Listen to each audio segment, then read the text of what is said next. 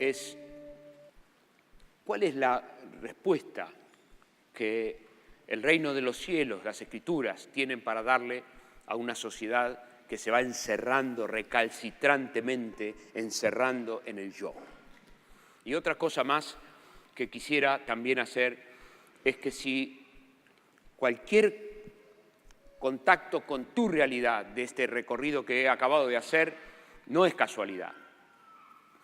Cualquier contacto con tu realidad de este recorrido que acabo de hacer no es casualidad.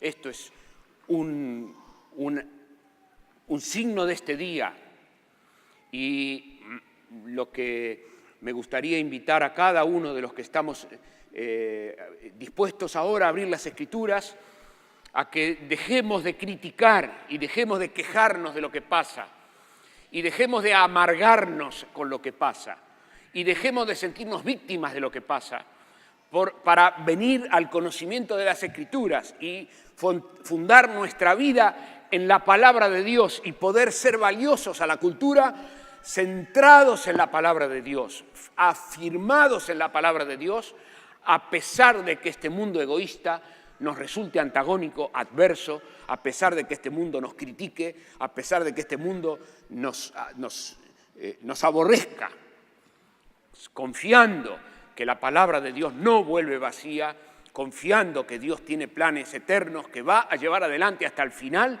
confiando que el mundo no va a salir con la suya, sino que el Rey de Reyes y el Señor de Señores ha de implantar un reino donde Él gobernará a este mundo con toda justicia. Lo primero que necesito es invitarte a que vayamos juntos a leer el Génesis y el capítulo 3. Y aquí quisiera que vayamos al origen, a la esencia del mal.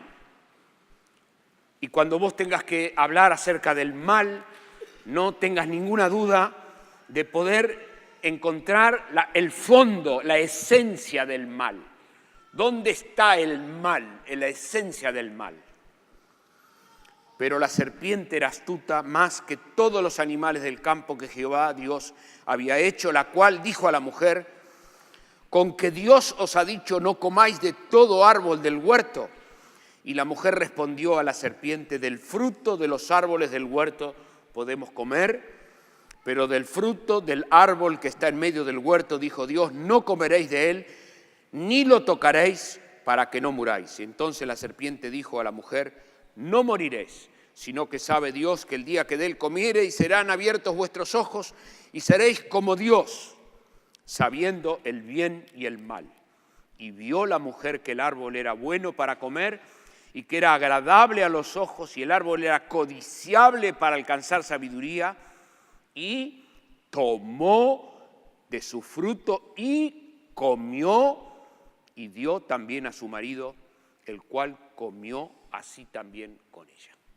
Si alguna escena sintetiza la catástrofe, la irrupción del mal en la humanidad, está aquí explicada por el Génesis, por el escritor de la Sagrada Escritura, que nos ubica a Satanás en el huerto del Edén, hablando a través de una serpiente, a Eva interactuando con Satanás en una situación que ya le era totalmente extraña. Eva no tenía nada que hacer hablando con una serpiente, pero inocultablemente esto debe haber sido algo tan sorprendente para Eva, que una serpiente le hable, que le captó la atención y comenzó un intercambio entre Eva y lo desconocido, y este intercambio entre Eva y lo desconocido, Eva creyó que iba a poder gobernarlo, y resulta que la serpiente era astuta más que todos los animales del campo. Y lo que pasó fue que la estrategia del mal fue poner una voz alternativa a la palabra de Dios. Dios se había dicho: de todo árbol del huerto pueden comer. La libertad que Dios había dado era una libertad amplia, generosa, era una libertad abierta, de todo árbol pueden comer. y Dios había singularizado en un árbol solo el llamado a la obediencia, el llamado a marcar una diferencia entre el Creador y la criatura. Y la diferencia entre el Creador y la criatura, Dios lo singularizó en un árbol. Y les dijo, esto va a servir como para que nos quede claro quién es quién. Que la libertad que Dios tiene es más grande que la libertad que tienen los humanos. Que Dios tiene más libertad, que los humanos tenemos libertad, pero Dios tiene más libertad. Dios tiene una libertad más grande que la libertad de los humanos. Y eso sigue vigente en el día de hoy. Dios tiene mucho más libertad que yo y tiene mucho más libertad que cada uno de nosotros. Dios esclareció ese sentido de libertad en el árbol, diciendo de todo árbol pueden comer. Este es el que nos va a marcar la distancia. La diferencia que hay entre la criatura y el Creador es este árbol. Y el símbolo de la diferencia está acá. No coman, porque cuando coman, mueren. La voz del mal fue, no morirán. Dios dijo, si comés, morís. Y el mal dijo, si comés, no morís. Si comés, morís, si comés, no morís. Si comés, morís, si comés, no morís. Y este planteo alternativo a la voz de Dios está todavía presente en este día para quien cualquiera de nosotros que lo quiera escuchar. La sociedad de hoy sigue repitiendo esta misma palabra, alternativa a la palabra de Dios, que es casi la palabra de Dios, pero que se opone finalmente a lo que Dios ha establecido. Y luego aparece todo el desarrollo del libre albedrío humano, cómo Eva vio el árbol, lo consideró, lo apreció, se acercó, tomó del árbol, comió, le dio a su esposo y la Escritura dice, el cual también comió.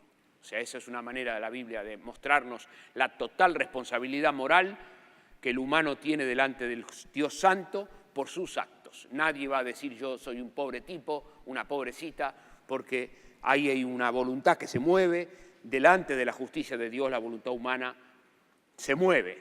Dios no trata con víctimas, ninguno de nosotros hemos de ser tratado como víctima, ni ninguna de las personas con las cuales nosotros estamos conversando serán tratadas como víctimas. Es totalmente cierto que Satanás es un engañador. Es totalmente cierto que Satanás usó una astucia para engañarla, engatusarla a Eva. Es totalmente cierto que Eva fue engañada, que Satanás habló induciéndola a Eva a desobedecer. Eso es totalmente cierto, pero a la vez es totalmente cierto que Eva actuó en su libre albedrío, pudo elegir decir no y en lugar de decir no, dijo que sí. Y ese movimiento moral que Eva produjo la hace responsable como también lo hace responsable a Adán. Muy bien, la Biblia corrió y toda la historia de la Biblia es un pormenorizado recuento de las consecuencias de este hecho y cómo Dios trató este hecho y cómo Dios actuó a consecuencia de este hecho. En el momento mismo que ocurrió el ingreso de la maldad, Dios habló de que pondré enemistad entre tu simiente y la simiente suya, hablándole a Eva de la serpiente, y también dijo que una le mordería los talones, ella te va a morder el calcañar, mientras que de la simiente tuya nacerá uno que va a pisar la cabeza. Esto fue la palabra que Dios dio en el momento mismo que ocurrió la caída. Dios en el momento de la caída ya habló de una salvación. Y todo el Antiguo Testamento, todo, está iluminado por este hecho, todo. Éxodo, Levítico, Números, todo el Antiguo Testamento está iluminado porque Dios está buscando redimir pueblo propio de esa caída. Está tratando con esa caída. Bueno, la Biblia corre. Toda la Biblia, todo. Podemos recorrer el tema que quieras de la palabra. Está impregnada por el evento que ocurrió aquel día en el Jardín del Edén. Y llegamos al Nuevo Testamento, y el Nuevo Testamento es la consumación de los tiempos. Y es cuando Dios, habiendo hablado en otros tiempos a nuestros padres por medio de los profetas, En estos postreros días nos habló por el Hijo y el Señor Jesús viene a hablar acerca de la respuesta que Dios tiene para el drama que se desencadenó el día que de él comieres ciertamente morirás. El día que de él comieres ciertamente morirás. Muy bien, las Escrituras corren y vamos a los Evangelios, y los Evangelios es un recuento de la obra del Señor Jesús y los hechos de los apóstoles y las cartas, y cómo los apóstoles nos enseñan acerca de cómo vivir una vida que venza al pecado que entró al mundo por un hombre y por el pecado la muerte. Aquel evento del Edén todavía repercute, y 1 Corintios, y estamos, y llegamos al Apocalipsis. Y ahora me gustaría invitarte a leer al cierre de la historia humana, cuando la revelación de la palabra está terminando y Dios vuelve a referirse a este asunto. Y estamos en capítulo 20 de Apocalipsis. La historia está cerrándose, faltan solo 2 capítulos para que termine la revelación que Dios tiene para dar. Y vi un ángel, capítulo 20, verso 1, y vi un ángel que descendía del cielo con la llave del abismo y una gran cadena en la mano. Y prendió al dragón, la serpiente antigua. ¿Cómo? ¿Quién? La serpiente antigua. La serpiente antigua. ¿Quién es la serpiente antigua? La serpiente del capítulo 3 de Génesis. El dragón, la serpiente del capítulo 3, la serpiente antigua. Y prendió al dragón, la serpiente antigua, que es el diablo, y Satanás, o sea, el escritor del Apocalipsis nos ayuda a que no tengamos duda de quién está hablando, y lo ató por 1000 años, y lo arrojó al abismo, y lo encerró, y puso su sello sobre él, y acá está. ¿Para qué? ¿Puede leer conmigo? Para que no engañe más a las naciones. Para que no engañe más, para que no engañe más a las naciones. Aquí la Escritura nos ayuda a darnos cuenta, a entender que tras las bambalinas de la escena mundial, que tras las bambalinas de la escena nacional, que tras las bambalinas de la escena de la ciudad, que tras bambalinas de la escena de cada familia, que tras bambalinas de la escena de cada vida, está funcionando alguien que engaña, que está actuando engañando, que está susurrando engaño, que está hablando engaño, que está engañando a quien quiera dejarse engañar. No es que está engañando a pobrecitos que no tienen voluntad o no tienen cómo contrarrestar el engaño. Está engañando a quienes tienen oídos para oír el engaño y pueden finalmente mover su voluntad en dirección al engaño. Pero hay un proceso, una maquinaria del mal que no podemos dejar pasar desapercibido. No es verdad que la cultura está actuando al unísono, todas eligiendo el telefonito celular para ir en un medio de transporte público, porque ahora resulta que de golpe a todos simultáneamente se les ocurrió a la vez y sin que nadie, sino por el contrario, la Biblia nos ayuda a hablar acerca de que hay un sistema en este mundo que se opone a lo que ha establecido Dios, y que este sistema de este mundo está siendo auspiciado por Satanás, que es el que tiene en la mano los reinos del mundo y el poder que hay en ellos. Lo sabemos eso porque Satanás se lo ofreció, los reinos del mundo y el poder que hay en ellos, al Señor Jesús en la tentación de Mateo 4. Nosotros sabemos que eso pasa así porque el propio Satanás, hablando con el Señor Jesús, le dijo: todos los reinos del mundo te daré si postrado me adorares. Y nosotros sabemos que Satanás está gobernando hoy en este mundo hasta que Jesucristo le dé permiso, porque el Señor Jesús le rechazó la propuesta y le dijo a Satanás: no tientes, le dijo: no tentarás a Jehová tu Dios, no lo tientes. No solo de pan vivirá el hombre, vivirá de toda palabra que sale de la boca de Dios. No es la mentira la que se va a imponer. El hombre va a vivir de toda palabra que sale de la boca de Dios.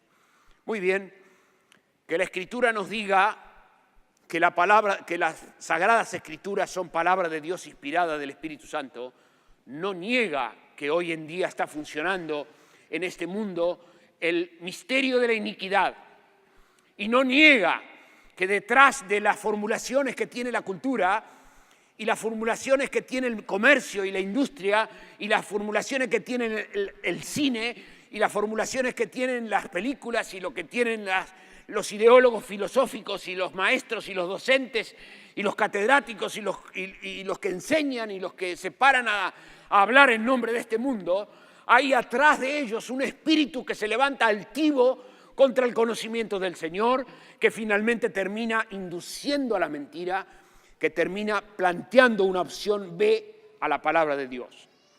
A nosotros nos toca vivir días donde el mal se va desenmascarando como pocas veces y lo vemos cada vez más claramente. Todo el que se mantiene cerca del Señor Jesús ve al mal funcionando. Y todo el que está en comunión con el Señor y se mantiene leyendo la Escritura y se mantiene cerca del Señor, contempla cómo el mundo se va decayendo, se va destruyendo delante de sus propios ojos. Cualquiera que está cerca del Señor ve claramente que la cultura no tiene cómo seguir adelante, que la ecología no tiene cómo seguir adelante, que el sistema económico no tiene cómo salir adelante, que este mundo no tiene cómo darle de comer a las personas que caminan, que la desigualdad social no tiene cómo resolverse, que los ricos son cada día más ricos y los pobres son cada día más pobres, que los niveles de desigualdad son insoportables, intolerables, que cualquier justo, el que está viviendo justamente delante de la presencia de Dios, se entristece. El justo vive días malos porque ve delante de sus propios ojos. Bueno, la Escritura dice que muchas son las aflicciones del justo y de todas ellas los librará el Señor. Bueno, si tengo que decirle que la venida del Señor está cerca, puedo terminar muy bien. Si usted me dice, ¿cómo va a derivar Raúl ahora? ¿A dónde va a ir mi hermano? Y puedo terminar diciendo, el Señor se acerca, la venida del Señor se acerca. El día del Señor está cerca. El día del Señor vendrá como ladrón en la noche, cuando cada uno va a estar en yo. Será como los días de Noé, cuando estaban casándose y dándose en casamiento, cada uno yo. Será como los días de Noé, a la hora que nadie espera, el ladrón va a venir como un ladrón en la noche, cuando las personas van a decir, ¿qué pasó? ¿Qué es esto? Les va a caer un inmenso real a las personas diciendo, era cierto que soy responsable moral de mis actos, voy a tener que rendir cuenta. Era verdad que hay un juez justo que me llama cuenta. Es cierto que hay una eternidad. Es cierto que voy a rendir cuenta delante del Hacedor del mundo, el que me dio la vida, el que me dio la inteligencia, el que me dio los bienes, el que me dio la capacidad de decidir. Es cierto que voy a rendir cuenta. Hemos de rendir cuenta. Todos compareceremos delante del tribunal de Cristo. Bueno, y me gustaría complementar esta manera de mirar con una recomendación que produjo el apóstol Pedro, porque todos conocemos bien la historia del apóstol Pedro. Y el apóstol Pedro fue, de entre los 12 discípulos, el bribón.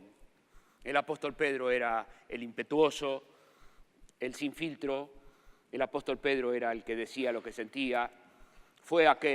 El apóstol Pedro se destacó entre sus colegas, diciéndole al Señor Jesús lo que los demás no se animaban, y Pedro. Y también fue Pedro el que cayó rimbombantemente, de una forma grotesca, la noche de que el Señor Jesús fue entregado.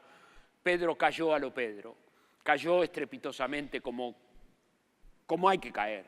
Si uno va a caer, hay que caer bien, ¿no? Ya que va a caer, a lo Pedro. No lo conozco, no sé nada de él. Y dice las Escrituras que hasta insultaba para tratar de justificar que no lo conocía el Señor Jesús. Pedro cayó a lo Pedro.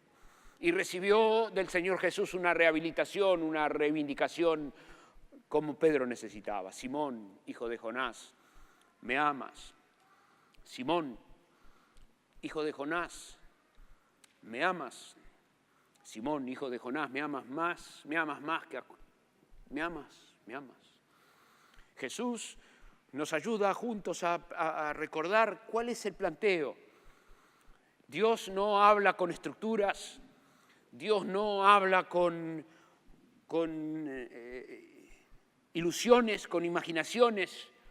Me gusta hoy, necesito decir esta mañana en este contexto, Dios no habla en términos de magia. Este mundo yoísta está lleno de supersticiones y está totalmente abierto a que le hablemos en términos mágicos. Las congregaciones que tienen púlpitos que hablan de magia están abarrotadas de personas que están dispuestas a ser engañadas en nombre de la magia. Y a mí me importa, al abrir la palabra, invitarte y pedirte, no te dejes engañar. Dios no habla y no obra mágicamente. Dios no es mago. Dios es el Señor, soberano Dios, creador del universo, que obra en nuestros corazones realmente una transformación auténtica. Es una transformación real, es una transformación verificable, no es magia. Hay muchos que dan el oído a la magia. Y cerca del pueblo del Señor hay mucho mensaje mágico que ofrece una solución inmediata, mágica, propia de un mundo engañado, que no quiere aceptar el camino que el Señor ha planteado. No fue el caso de Pedro. Pedro fue confrontado no con un acto de magia, sino que Pedro fue confrontado con su voluntad, fue confrontado con su libre albedrío. Simón, hijo de Jonás, ¿me amas? ¿Vas a volver? ¿Vas a cambiar? ¿Vas a mover tu voluntad? ¿Vas a declarar malo aquello para declarar bueno esto? ¿Vas a mover tu libre albedrío? No hay magia. Hay un acto hermosísimo, bellísimo, de una voluntad que se vuelve de todo corazón al amo y el Señor del universo a decirle: Señor, vos sabés todas las cosas. Yo no espero un toque. Estoy moviendo lo más profundo de mi ser. Yo te amo. Bueno, este muchacho con el cual podemos identificarnos muchos de los otros, es el que se levantó unos pocos días después en Pentecostés a dar el primer sermón que se escuchó en la iglesia primitiva. Y Pedro, que había acabado de ser rehabilitado por el Señor 40 días antes, después de una estrepitosa caída, fue el que se levantó entre todos el día que vino el Espíritu Santo, y Pedro dio un mensaje que todavía hoy nos deja con la boca abierta a todos los que leemos la Biblia. Leer el capítulo 3 del Hechos de los Apóstoles, 4, cuando Pedro predica del Señor Jesús, no está predicando magia, no, está predicando hechos históricos reales que acontecieron ahí y está llamando a las personas a un arrepentimiento verdadero en base a decisiones morales de un corazón que elige voluntariamente mover su voluntad. Este Pedro, 40 días necesitó para restablecerse. Cambió. Y ahora te voy a invitar a leer en 1 Pedro. Ya el apóstol está cargado de días. Corrieron unos 30 años ya desde aquel día. Pedro fue el que recibió la visión de Cornelio, y Cornelio le pidió que lo ayude, y Pedro decía que Cornelio, por ser un centurión romano, era impuro e indigno de recibir la palabra, y Dios le ayudó a Pedro a no llamar impuro a lo que Dios había purificado, y no llamar indigno lo que para Dios era. O sea, Dios lo llamó a Pedro a pensar como Dios piensa. Y lo llamó a Pedro a abandonar sus maneras de ver para ponerse a pensar como Dios piensa. Y Pedro fue tratado por el Señor en su maduración, en su santificación y en su proceso fue tratado por el Espíritu Santo para que su mente venga a alinearse con la verdad de Dios, con la palabra de verdad. Y ahora está escribiendo en una circunstancia, estamos en el año 62, 63, 64, después de que en el 33, 34 del 33 se fue el Señor Jesús. Estamos a 62, 63 cuando se escribe esta carta, o sea que son 30 años después de la marcha del Señor Jesús. La Iglesia había tenido tiempos de desarrollo. Pablo era un fundador de iglesias. Otras iglesias nacieron a consecuencia de Pentecostés, porque en Pentecostés había habido visitantes al aposento alto de muchas regiones que volvieron a sus lugares y continuaron con la obra, de modo que hubo iglesias que nacieron espontáneamente sin un apóstol que las comenzó, y también comenzaron los problemas, porque desde el comienzo de la historia el pueblo del Señor vivió problemas. Y el problema que tuvo la iglesia a la cual el apóstol Pedro se está refiriendo es una iglesia en Roma. Nerón está gobernando el Imperio Romano en el año 58, comienza Nerón a reinar, y Nerón se ensoberbeció de una manera tal en el imperio, en el gobierno. Cualquier paralelo con la realidad nuestra es solamente casualidades, pero Nerón se ensoberbeció en el ejercicio del poder a tal punto que creyó necesario incendiar Roma para poder hacer lugar de construcciones más precarias. Él quería que Roma tuviese monumentos que sean comparables a su dignidad. Y Nerón se propuso quemar Roma, pero quemar Roma era dejar a la gente sin casa, era que muriera mucha gente, y en su locura los historiadores coinciden en decir que Nerón fue el que impulsó la quema de Roma, y cuando vio el desastre que se había provocado, la salida que Nerón tuvo como un buen líder populista fue echarle la culpa a otro, y Nerón le echó la culpa a los cristianos y comenzó a perseguir a la Iglesia como la responsable de la quema de Roma. Y eso trajo consigo que nuestros hermanos, tuvieron que abandonar Roma y salir de sus ciudades perseguidos. Bueno, hace unos domingos atrás fue el domingo que las misiones mundiales recuerdan a la Iglesia perseguida. Nosotros estábamos aquí en medio del tiempo de la Acción de Gracias y nos pareció inoportuno plantear el asunto de la Iglesia perseguida. Pero en el momento que estamos aquí reunidos hoy, nosotros tenemos multiplicidad de hermanos y hermanas que están viviendo días de verdadera persecución y auténtica persecución. Nosotros escuchamos en las informaciones que está el campo de refugiados tal y el campo de refugiados cual y el campo de refugiados tal. Ahí en esos campos de refugiados hay hermanos nuestros en la fe que están padeciendo, además, por ser hijos del Señor. Y hay iglesias, hermanos, comunidades que están hoy actuando soterradamente a consecuencia de su fe. No pueden decir en público que aman a Cristo. No pueden cantarle al Señor. No pueden dar testimonio público de su fe. Ni pueden inducirle a una otra persona a que acepte a Jesucristo. No pueden, simplemente no pueden.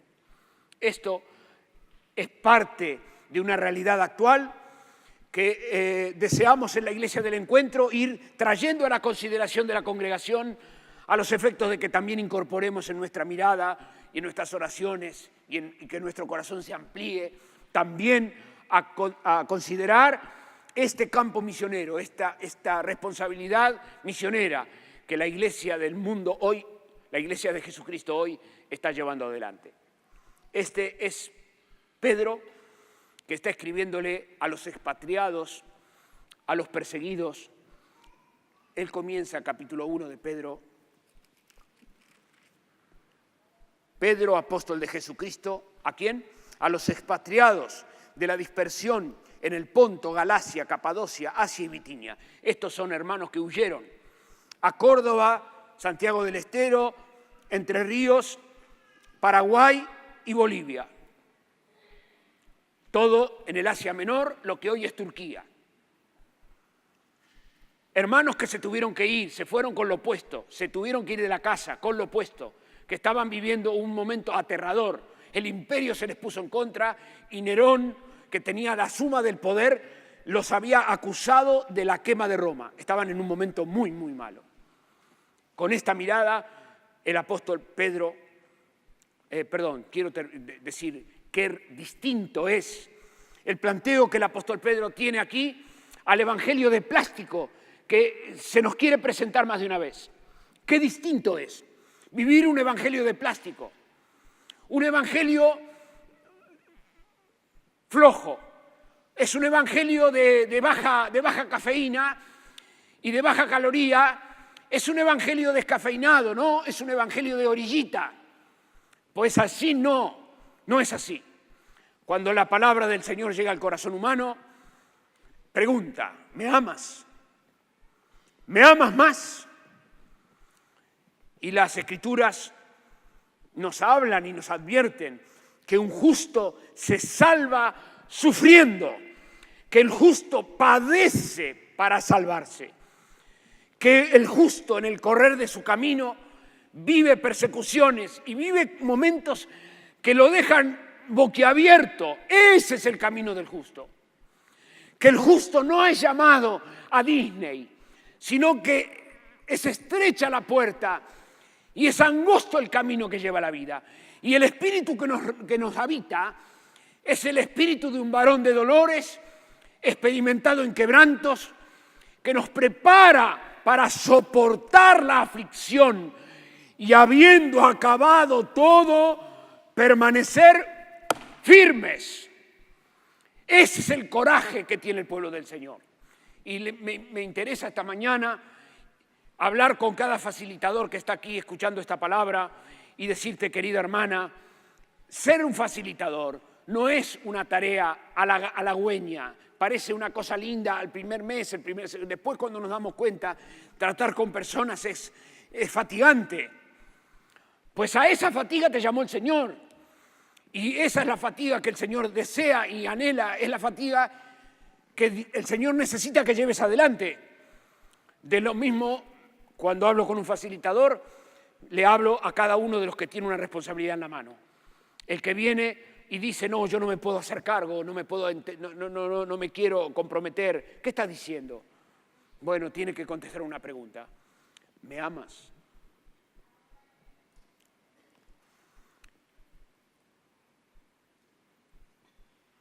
En el capítulo 2 de 1 Pedro, ya el apóstol habló a los hermanos en problemas acerca de la esperanza.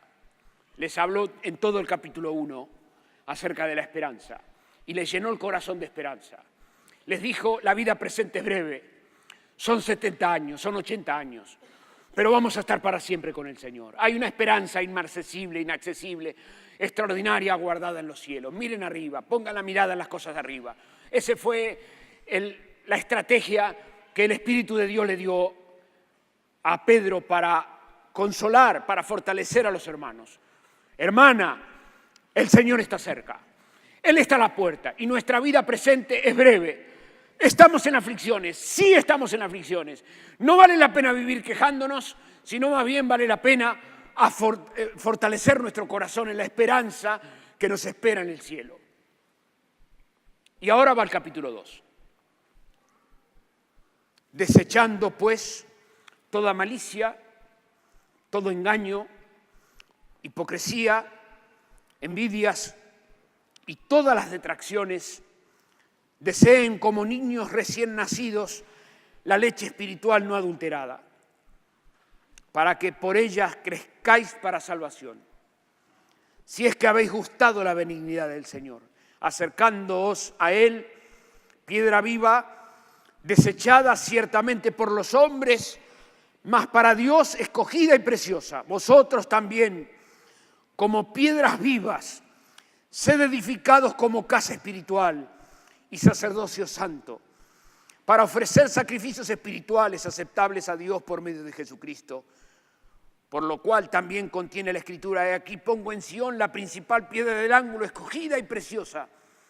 El que en él creyere no será avergonzado. Para vosotros, pues, los que creéis, él es precioso, pero para los que no creen, la piedra que los edificadores desecharon ha venido a ser cabeza del ángulo y piedra de tropiezo y roca que hace caer, porque tropiezan en la palabra, siendo desobedientes, a los cuales también fueron destinados. Mas vosotros sois linaje escogido, real sacerdocio, nación santa, pueblo adquirido por Dios para que anunciéis las virtudes de aquel que os llamó de las tinieblas a su luz admirable. Vosotros que en otro tiempo no erais pueblo, pero que ahora sois pueblo de Dios, que en otro tiempo no habíais alcanzado misericordia, pero que ahora habéis alcanzado misericordia. Hasta aquí nomás. Resulta que la familia que dejó su casa mal quemada en Roma y estaba viviendo desposeído, escucha del apóstol Pedro una llamada a la esperanza. Y la segunda cosa que escucha es una llamada a su vida privada. Le dice a la vida privada, mira, esto no es problema de Nerón, ni es un problema de la cultura, ni es un problema de la desgracia, de la mala pata. No, mira, desechá toda malicia. Mira vos, enfócate bien, desechá toda malicia, todo engaño, toda hipocresía. Desea consejo, busca aprender, sé contracultura, movete al revés de la cultura. La cultura no quiere aprender, la muchachada de la cultura, la gente no quiere aprender, no escucha. No importa, deja la cultura, déjala la cultura. Desechá toda maldad. Y dejá de lado todo engaño, todo lo que tenga olfato a engaño. Dejá de lado el engaño. Es el apóstol Pedro, parece que estuviese parado esta mañana aquí, en el siglo XXI, hablándonos la palabra, como que la palabra es viva y eficaz, como que la palabra, los cielos y la tierra pasarán, pero la palabra de Dios no pasará, la palabra es viva, está presente. Nos habla en el siglo XXI y nos dice, deja la cultura, olfatea el engaño, salí de ahí, no le des lugar al engaño, ocupate de vos mismo, deja que el susurro de la cultura te susurre el engaño que quiera, deja escuchar los mensajes que vengan, pero desecha la maldad, ocupate de vos mismo.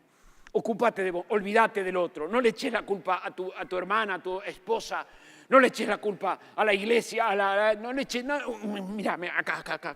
¿Y qué más dice? Acércate a Él, acérquense a Él. Es el versículo 4, acérquense a Él. ¿A Él? ¿Quién es Él? El apóstol Pedro está hablando. Dice, acérquense a Él. ¿A quién le dice eso? A gente desposeída, que está en problemas, que está pasando el día malo de su vida, que tuvo que dejar la familia y salir con lo opuesto. Es una persona que está en una gran desventaja. ¿Y qué le dice a la persona? Ocupate, desechá, acércate a Él. ¿Quién es Él? Y Pedro recurre a una figura muy extraña, que es una piedra viva. Es como un absurdo que presenta Pedro. Porque una piedra no es viva. No es que piedra y piedro se casaron y nacieron piedritos. No, nos causa gracia, pero Pedro recurre a un símbolo extremo con el propósito de llamar tu atención y la mía y llamarnos también a la adoración a Dios. Pedro dice, acérquense a Jesús. Jesús es otro. Jesús es inigualable. Jesús es único. Jesús es irrepetible. El Señor Jesús es irreemplazable. El Señor Jesús es incomparable. Él es una piedra viva. No hay otro como Él. No hay piedras vivas bajo el sol. Jesús. Pedro encontró una manera de decirnos, acérquense a quien es diferente. Y en términos bíblicos, decir que Jesucristo es otro es una manera de ayudarnos a todos a recordar que Jesús es santo. Otro. No es como yo. Jesús es otro. Acérquense al otro. Eso es lo que dice Pedro. Acérquense a nuestro otro. A este Jesucristo al cual ninguno de nosotros puede igualarlo, ni puede compararse, ni podrá nunca competir con él. Jesús está en otro campo. Jesús es el Hijo del Dios viviente. Es otro. Acérquense. Acérquense. ¿A quién le dice? Le dice al pueblo que está en problemas, a los expatriados. ¿Qué les dice? Donde quiera estés, acércate a Él. Donde quiera vayas, acércate. Donde quiera te encuentres el lunes, el martes, el miércoles, el jueves. Mantenete en la orientación directa. Caminá de cara a Cristo. Orientá tu vida en acercarte al Señor, a conocerlo más, a saber más de Él, a amar su venida, a conocer sus planes, a honrarlo. Sacá el oído de la cultura que está engañando. No prestes atención, desechá a la cultura que engaña. Acércate a la piedra viva. Y al renglón seguido, Pedro dice lo que pasa. Y me hace falta decirlo otra vez, que no es magia. Dice ustedes como piedras vivas, Querido mío, cuando Dios interviene en una vida, nos da de su naturaleza. La piedra viva que estaba afuera, acércate a ella que está afuera. Ahora Pedro dice, ustedes tienen adentro, son también igualmente piedras vivas, porque el Señor nos ha compartido de su naturaleza. El que confiesa sus pecados y se aparta, llega al conocimiento del Señor Jesús. Pide perdón por sus pecados, se arrepiente, se humilla. Ese que se humilla recibe el Espíritu Santo y el Espíritu Santo es Dios morando en su corazón. Es también otro que mora en mí. Es una esperanza de gloria que mora en mí. En tu corazón mora una esperanza de gloria. Es la esperanza que nos ha llegado gratis por la fe en Jesucristo. Mora una piedra viva, que es una manera de decir, lo que me pasa no lo puedo explicar, pero algo sé, que yo tengo adentro la naturaleza divina. Dios me ha dado de su naturaleza. Yo tengo en mí a Cristo morando en mi corazón. Cristo mora en mí. Mi cuerpo ha sido cambiado. No es magia, ocurrió. Es un hecho voluntario de la soberanía de Dios. Dios ha decidido morar conmigo. Ha hecho de mí una casita donde vive Él. Él vive en mí. Y lo que ahora vivo en la carne lo vivo creyendo que Jesucristo vive en mí. Yo no ando solo en la vida. Su naturaleza es mi naturaleza. Él es piedra viva.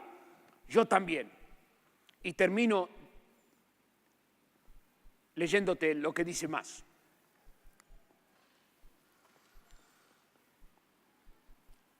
Vosotros también como piedras vivas, sed edificados como casa espiritual y sacerdocio santo, para ofrecer sacrificios espirituales aceptables a Dios por medio de Jesucristo.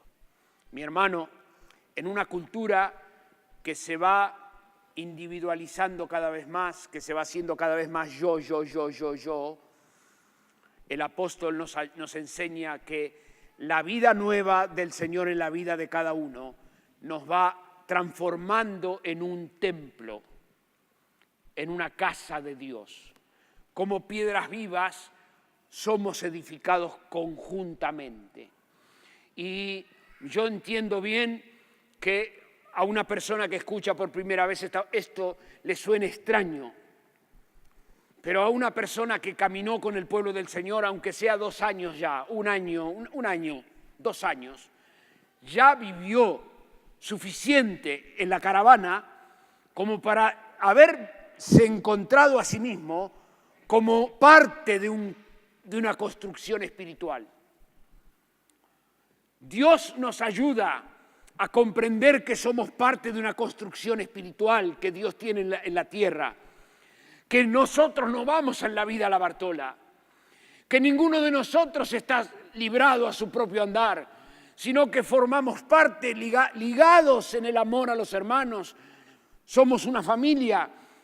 Y el ejemplo que el apóstol Pedro pone acá es el ejemplo de un edificio, y pone el edificio que está hecho de piedras, bien a la usanza del Imperio Romano, donde está una piedra grande puesta al lado de otra piedra grande y otra piedra grande y otra piedra grande, bien, con la imagen que el apóstol Pedro tiene en la cabeza al escribir, como piedras que eligen voluntariamente quedarse ahí, piedras vivas que tienen una moral y que tienen una voluntad, que han decidido a propósito ser de Cristo y formar conjuntamente un ambiente donde se mueve la santidad de Dios, donde se respira la santidad de Dios, donde se habla la santidad de Dios, donde se alaba la santidad de Dios, donde se disfruta la santidad de Dios, donde campea la santidad de Dios, de modo de que cuando nuestras imperfecciones aparecen, necesitamos pedir perdón por ellas,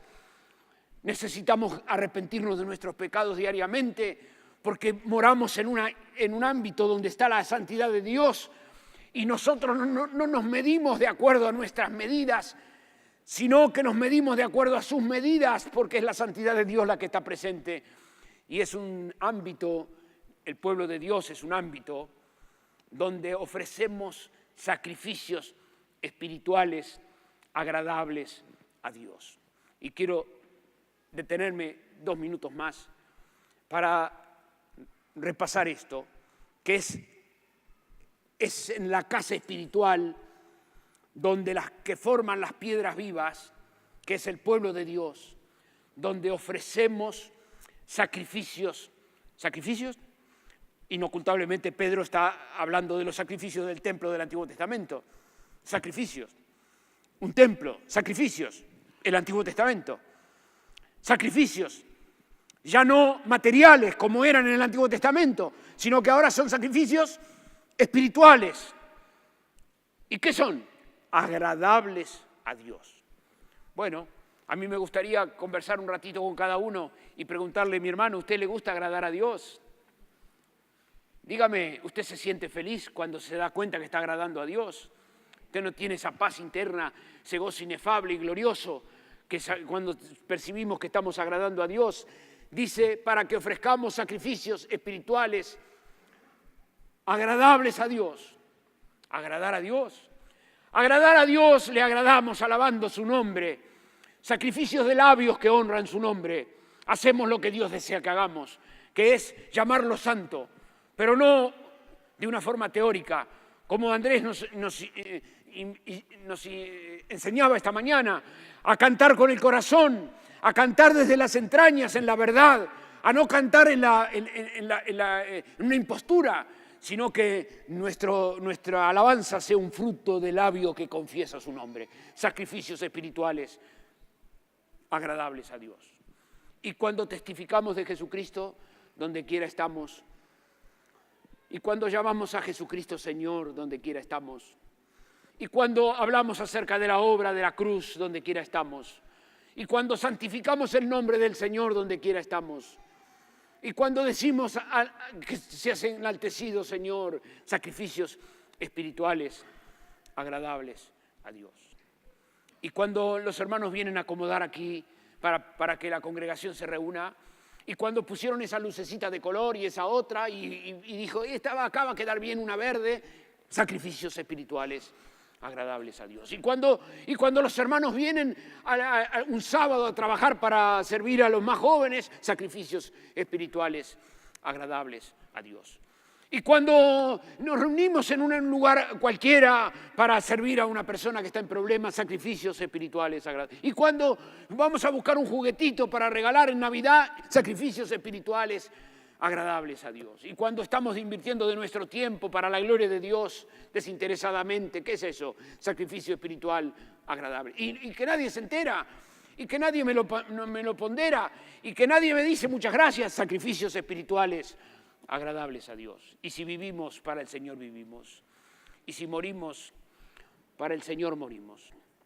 Ya sea que muramos o que vivamos, somos del Señor.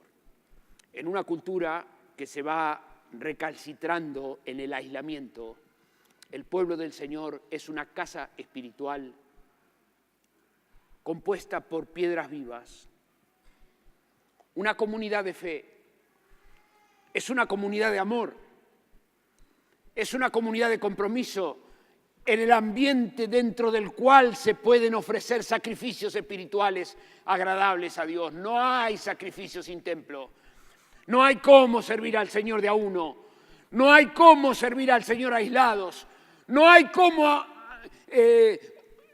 obedecer a la cultura dominante siendo cristiano de a uno y pretender ofrecer sacrificios espirituales agradables a Dios. No hay cómo, porque el apóstol lo instala clarísimamente. Primero, acércate a la piedra viva. Y luego, transformate vos en una piedra viva. Y luego, incorporate al conjunto de piedras vivas. ¿Para qué? Para que en el conjunto se arme un cerco a la maldición, se arme un límite al mal. Y dentro de ese límite al mal, ahí hay santidad, ahí hay rectitud, ahí hay limpieza, ahí hay bien, sacrificios espirituales agradables a Dios. Mi hermana, el Señor viene pronto. La vida ha corrido suficiente como para que muchos de nosotros hayamos andado para tener muy claro que el justo sufre aflicciones en su vida. Que los que se salvan luchando su salvación. Que el que venciere va a recibir la corona. Que no vamos en patineta. No.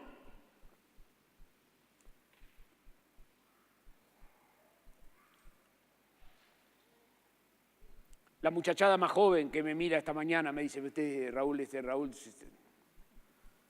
Bueno, necesitan escuchar la voz de alguien que ya camina un poquito más. Y que pueden preparar su corazón para luchar la fe. Para luchar ardientemente por la fe, una vez dada a los santos.